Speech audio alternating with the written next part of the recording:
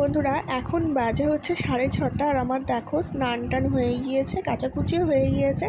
আজকে একটু সকাল সকাল উঠেছি, তার কারণ হচ্ছে বাপের বাড়িতে যাব। তোমরা থাম্বনেল দেখে এতক্ষণে বুঝেই গিয়েছো যে বাপের বাড়ি যাব। আর সকালের পরিবেশটা দেখো, ছাদে উঠেছি, মানে এগুলো সব মিলে দেওয়া হয়ে গিয়েছে। আজকে বেশি কাচাকুচি ছিল না, দুটো চাদর ছিল সেগুলো তুলে দিয়েছিলাম আগের দিনই, কিন্তু কাচা হয়নি, তো সেই কারণে আজকে কেচে দিলাম। আর দেখো আমি স্নান টান করে রেডি। আমাদের বেরোনোর কথা ছিল 7টা, কিন্তু এখন 6:30 বেজে গেল।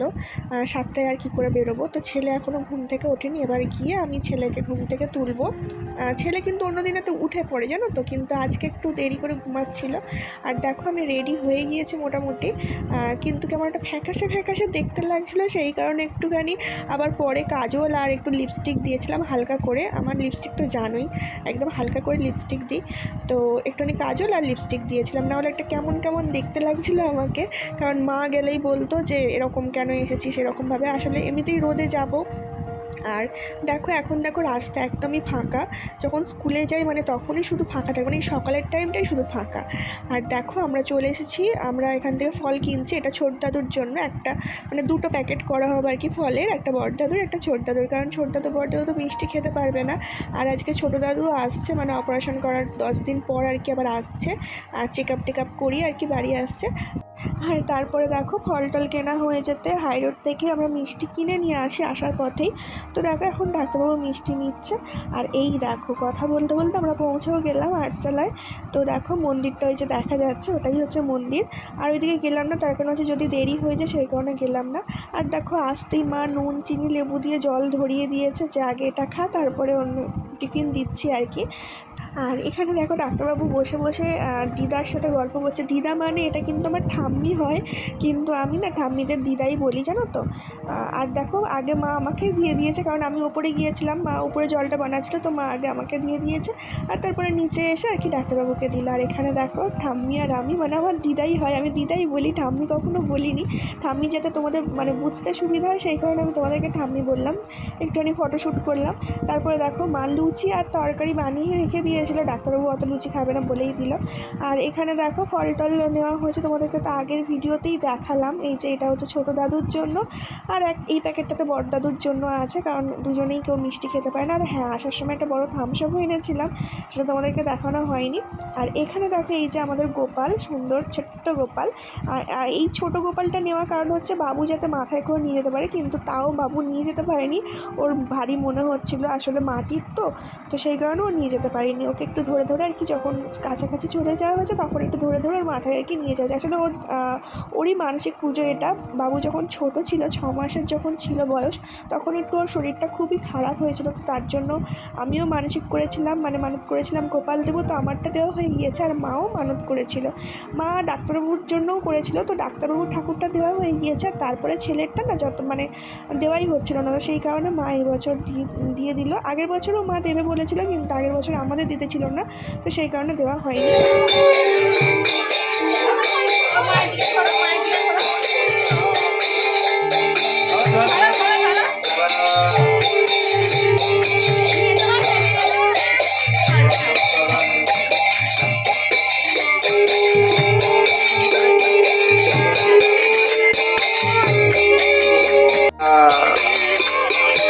কেউ কারোর কোনো অসুবিধা হলে আমাদের জানাবেন।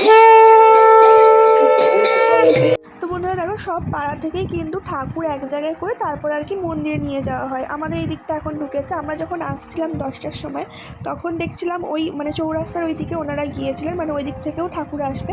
আর এখন 12টা বাজে, মানে এখন আমাদের এখান থেকে আর কি ঠাকুর নিতে এলো।